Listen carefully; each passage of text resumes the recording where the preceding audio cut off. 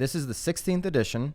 Stefan Swanepoel and his team at T360 put this together every single year. It is the most extensive trends report in the industry where they really get us ready for what's going to happen in 2021. These aren't predictions. This is data, statistics, information of what is happening and where our industry is heading. It is by far the most, again, comprehensive report.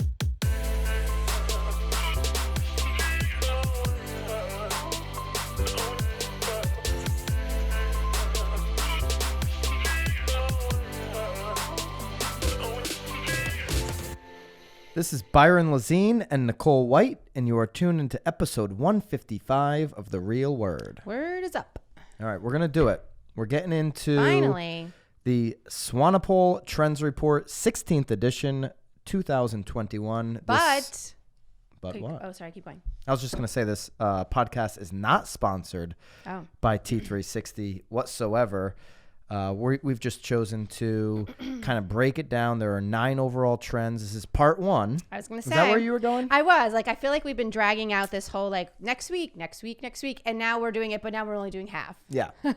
Well, there's 9 trends. We want to kind of give them all their glory. Give a good takeaway for each trend. So we're going to do 4 trends today, part 1 on this podcast. Next podcast will be part 2. Where we'll go. He started at number 9, worked his way down to 1. Well, I mean, makes sense, right? That's where we're going to start. We're going to go 9 through 6. Next week will be 5 through 1. So a little bit different episode, just like last episode. Lots of them have been a little different. Yeah. We're working through it. We're taking the cobwebs out, getting back into it. Yeah. Feeling our way. So usually we got the 2. If you're new to the show, we usually do 2 rackets, 2 topics. We call them rackets. Say if they're a racket or not. 2 real estate news topics. Nicole hates that word. What do you have against news? I'm not a news lover. I'm not a lover of news. But it's like things that are happening. And I certainly don't want to be thought of as providing news. I do. So think of me as providing news. Think of Nicole as providing the color. I feel like we argued about it because you wanted this show to be called real estate news. Real estate news. You did. Simple. So you got it. And I was like, I am not. News and politics are 2 things that I. No, not politics, just news. No. I'm just saying, but those are 2 things that I refuse to touch. I'm not. Yeah. I'm not touching any of those. Now everyone has to guess what the real word means. Real estate news. They wouldn't have had to guess. They would have just known. No, but it's the real word. It's like the real estate real word. Here's the word on the street. On the streets. Yeah, that's not news. That's not news. That's the right. streets. Go back and check out last episode. It was a special episode. We broke down all of Brad Inman's 21 predictions for 2021. I think a couple episodes before that, we recapped his 2020 predictions, which were right, which were wrong. Mm-hmm. But last episode, we reviewed and reacted to his 21 predictions. I love that episode. Go back and check that out. Mm-hmm. By the way, we're extending it 2 more weeks. 2 more weeks on the extension. Extending what? Oh, you're on the One and Company page. If you're on the One and Company, our real estate team here in Connecticut, if you're on the YouTube channel for watching The Real Word, 2 more weeks, they'll be posted there, and then no more. We're only going to be on The Real Word channel. You know what we should do? We should have a ticker. On the bottom here. Let's note that ticker. Make sure you go over. Start at the 40 in the notes. Well, 2 weeks that's a lot. But do it now. Go over to the Real Word channel. This video is on the Real Word as well as the last 154 episodes. So go over there, subscribe there, hit the notification bell, give this video a thumbs up, do all of that. Thank you very much. All right, let's get into the first 4 trends, part 1 of the T360 2021 trend report. Okay, trend number 9. What if people don't know what this is? Okay, I'll let you know what it is. Just real quick. Yeah. This is the 16th edition. Stefan Swanepoel and his team at T360 put this together every single year. It is the most extensive trends report in the industry where they really get us ready for what's going to happen in 2021. These aren't predictions. This is data, statistics, information of what is happening and where our industry is heading. Mm-hmm. It is by far the most, again, comprehensive report. The forward was written by Robert Revkin. Yep. It's $200, $199, something like that. $199, but that's and $200. It's over 200 pages. There's just tons and tons of information. They do a bunch of other reports. They also consult some of the top brokerages in our nation, and I'm excited to get into it. Yeah, you're passionate about this. I am. Each year. All right, number 9 on the 9 trends that they've outlined here for us is the housing affordability reality. Median prices. This was my big takeaway here. Median prices for homes hit an all-time high in August 2020 at $310,600. Okay, so we've seen an upwards in that graph in here. We're gonna post the graph. I don't know if we can because it's not digital. I'd love to post a graph. We'll take a picture of it. We'll take a picture and we'll post it. We will definitely do that. I mean, it is 2021. We have the ability. Existing home prices from 99, you see from 99, it goes up to 2005 to 2007, comes back down. And then since 2011, here we are in 2021, the last 10 years, median existing home prices have been up on this upward trajectory. Now, who are they get into, if you're going to buy this, and again, we're not sponsored, we're not making money off this, we'll link it up so you can buy it, but we don't get a dime if you do choose to buy it.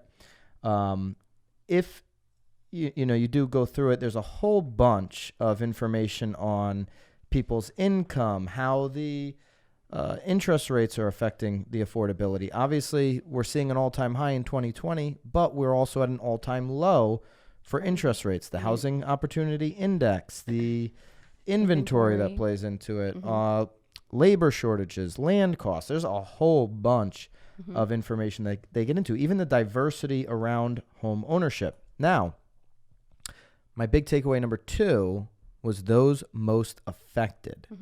First-time and lower income buyers. Are we seeing that here, like in our local market? And in the comments, if you're seeing that in your local market, are first-time home buyers and lower income buyers the most affected by this rise in median prices? I feel like it's a little bit. Yeah. I mean, I don't know about first-time home buyers. I think because there are so many products out there. They're like down payments. In terms of mortgage products? Yeah, right. Okay. And down payments are so low. So you don't actually really need to have a lot of cash. But obviously, in terms of affordability, like not just can you afford the house, can you afford, everything that comes along with it. Obviously you are losing some, but I do think that a lot of first-time homebuyers are sort of sitting on the sidelines for so long, and I do think that the interest rates have brought them back in. Saved. 2020, we saw people save more money than ever before. Obviously, 25% of the money in the whole entire world was created in 2020. And a lot of renters have moved back home with their parents. I mean, even even adults that were renting, move back home, take care of their families, or if they needed to quarantine in place with their families. I mean, obviously the lower income buyers are always going to be affected when prices go up. For sure. So that sort of goes without saying, but I do think that the first time home buyer did have some incentives though, where, as long as, again, I think where they probably got hurt the most was that sellers were maybe a little bit more skeptical to take on buyers that were putting lower down payments. Because then obviously if things weren't appraising, then you have to go back and renegotiate. Yep. So, I mean, obviously, they're definitely at a disadvantage, I will say. This is interesting, too. And they didn't get into the fact that, and I haven't gone full in on everything here, so I might have missed it in their defense, but they didn't get into, I don't believe, the fact that 25% of the money in the world was created in the year 2020. There's a lot more money out there through all these stimulus, the money printing that's gone on. 25% of the world's money was created in 2020. Chew on that one. But here's another piece of information that's impacting our inventory quite a bit.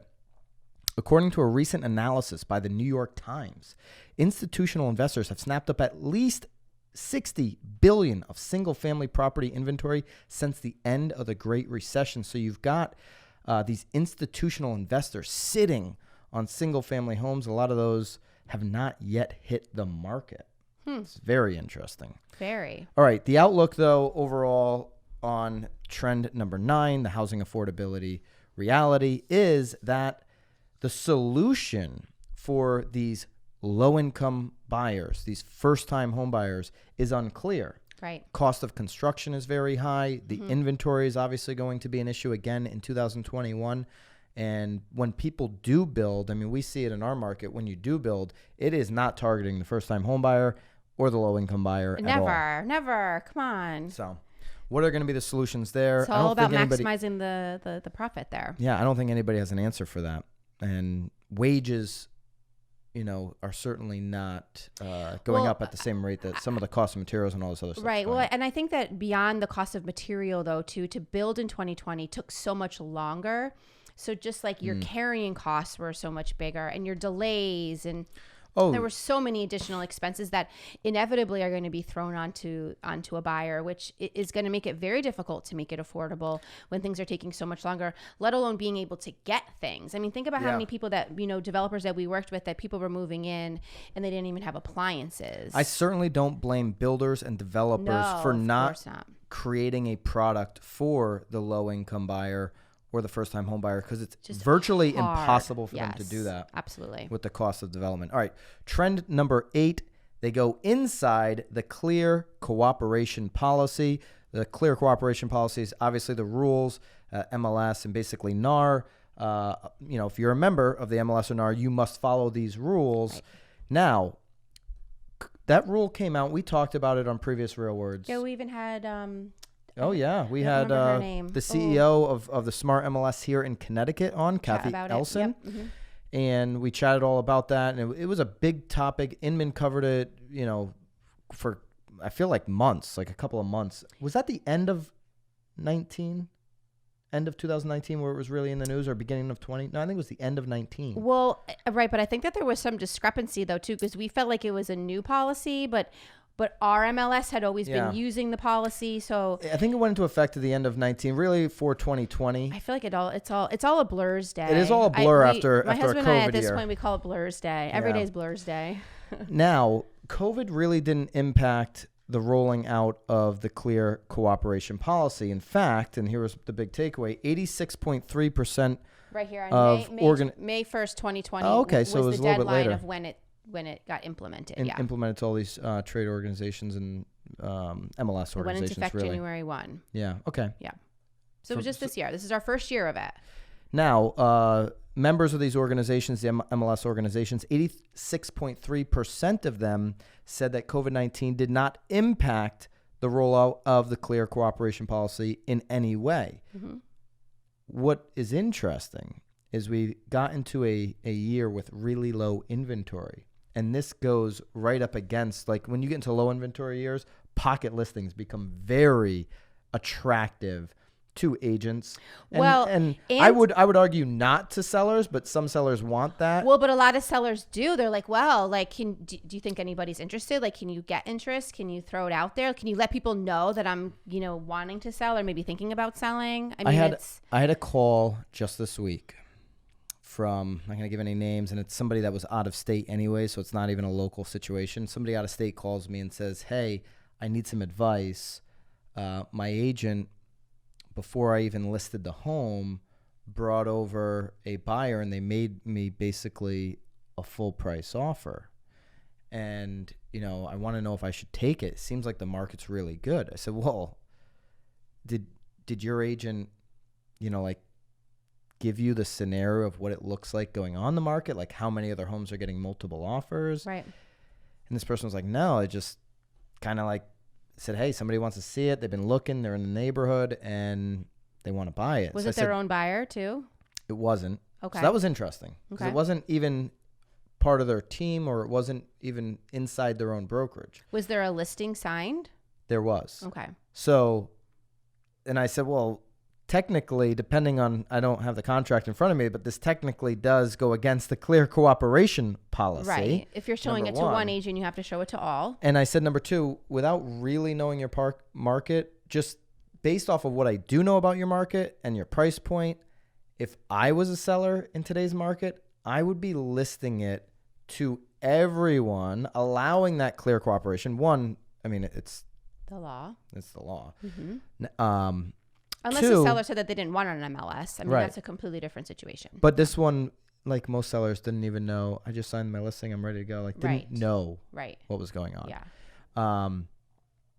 And I want there to be a competitive environment. There's such a high likelihood right now with the lack of inventory and the price point that this person was at. Unless they didn't want a competitive market. Maybe they didn't want anyone going through their home because it was COVID. Right. And but that was not the case with this scenario. Yeah. This person wanted the most money they could get. Well, it sounded like they knew the answer. And I said, well, one person has seen the property. Exactly. So you know, in that case, this policy applies to over 540 MLSs, which represent over 96% of the nation's MLS. So there's a 96% chance that your agent or you, if you're listening to this as an agent or a broker, should be following the clear cooperation policy at this point, and it should be kind of like embedded into your practice. Mm-hmm. Are you still seeing a lot of coming soon pocket listings? Of course.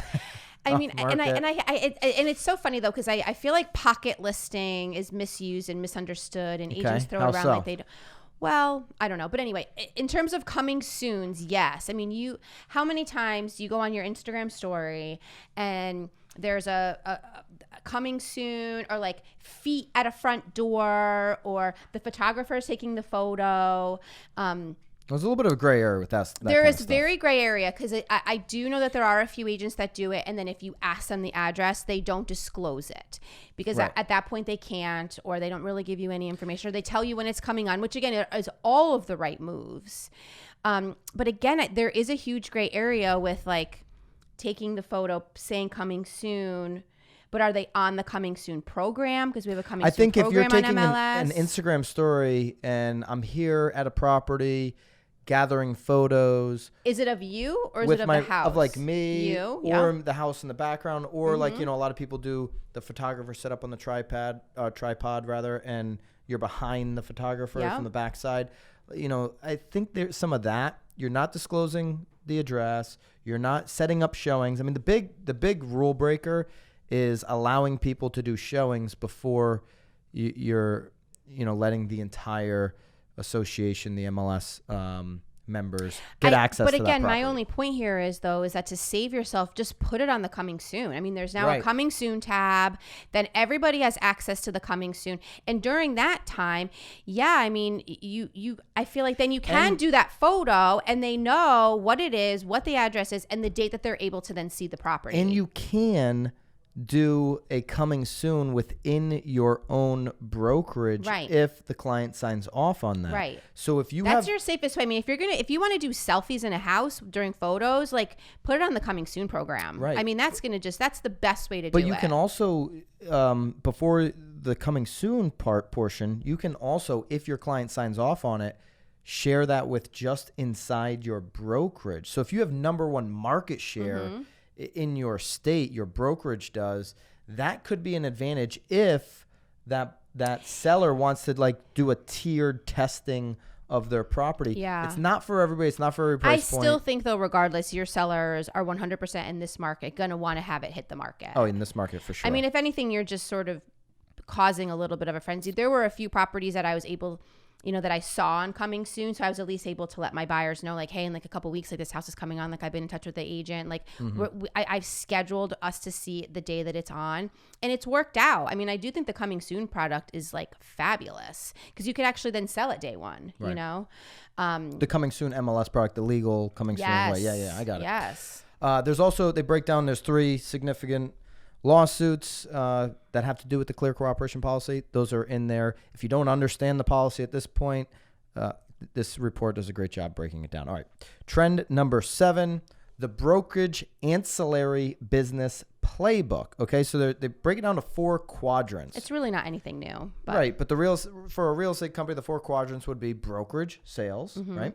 Mortgage, title escrow, and what they're calling warranty, insurance, all grouped into that 4th quadrant, right? So insurance. I think and they did not mention it, and where most people are not talking about a 5th quadrant, I'll say, is the marketing, branding, services that agents are buying in a number of different places right now, or trying to figure out how to do that's probably why they can't track it, because these are things that brokerages are owning, have ownership in. But if you're going online and paying $20 to be part of something that's going to automate your social, it's hard to really it's hard to track that. And the brokerages just in the real estate, the brokerages haven't done a great job of tapping in to that ancillary business. They have done a good job on the mortgage side. They have done a good job on title, escrow, they've had time. And it's, in all honesty, though, to figure out mortgage, in my mind, is probably a little bit simpler. Yeah. Because, right now in this market, you're competing against places that are charging $20 a month, and then others that are charging upwards of what? 15, 20, depending on what you want. So I bet it's really hard for them to sort of put a little finger on it and then get the agents to actually buy in. I mean, not many agents, obviously they're paying for photos, but think about how long it took for agents to really sort of 100% dive into paying for photos, let alone paying for somebody to post on their Instagram or Facebook or if you can create products or podcasts. How many agents are doing podcasts? They don't, because they don't want to spend the money on it. But if you can create products as a brokerage that help your agents do that, 100%. And our brokerage here in Connecticut is actually doing that. They're rolling it out this year. Ravis Premium Services, William Ravis, one of the largest brokerages in the Northeast and in South Florida, they're doing that so that their agents can streamline, like their Ramp product. I don't know if you've looked at this at all. Agents can go and just click what they need in terms of photos, like the basic stuff. And that's one of the products within the premium services. I think more brokerages are trying to look into how to figure this out and should. It will, I'm sure. Yeah. I know we're talking about trends, but I still think that they're trying to, like you said, figure it out. So maybe we'll see it as a trend for 2022. But there's really no real money data either. I mean, you're talking about huge numbers here. I think most brokerages are probably making 75% of their money just off of the mortgage end. So, but I do think that you'll probably see it as a trend in 2022. Yeah, and percent of home buyers who contacted the service provider first, 52% contacted the real estate agent first. 18% mortgage lender. Well, they're talking about the consumer side. So this all makes sense, like one-stop shopping. Yep. So obviously the social for us is not for the consumer, that's for the agent. So 18% contacted the mortgage lender first, 16% contacted the home builder, 10% other. Considered the service provider their primary point of contact. 40% considered their real estate agent their primary point of contact, the largest of the group. But I think there's a lot of room for agents to grow there. Agents should be seen as the primary point of contact.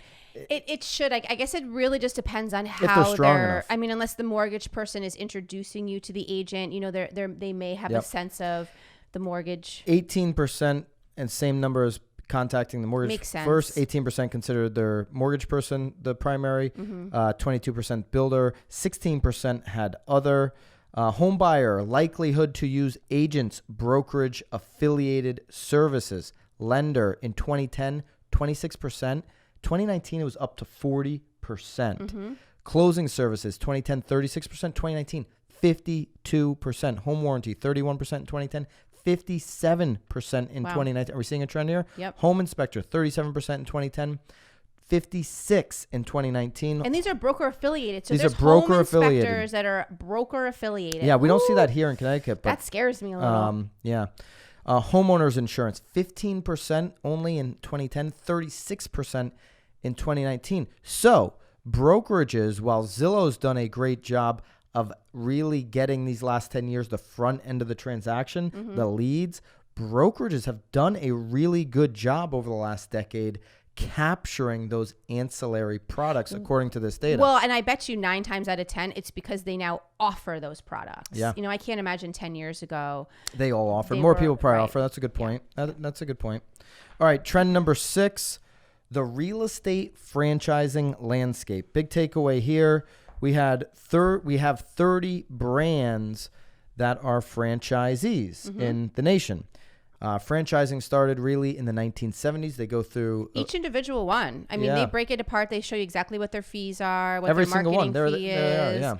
Here's the outlook here. If you're thinking about opening a franchise, you want to buy this report for $200 because it goes through all 30 And to Nicole's point, we'll lay out everything you need to know on the basics on each model. How many years you have. Here's what really struck me. 20 of the largest franchisees or franchise brands, rather, in our nation accounted for 1.4 trillion of the volume in 2019. That's 44% of the volume. So franchises still have a huge chunk of the pie, of the real estate transaction pie.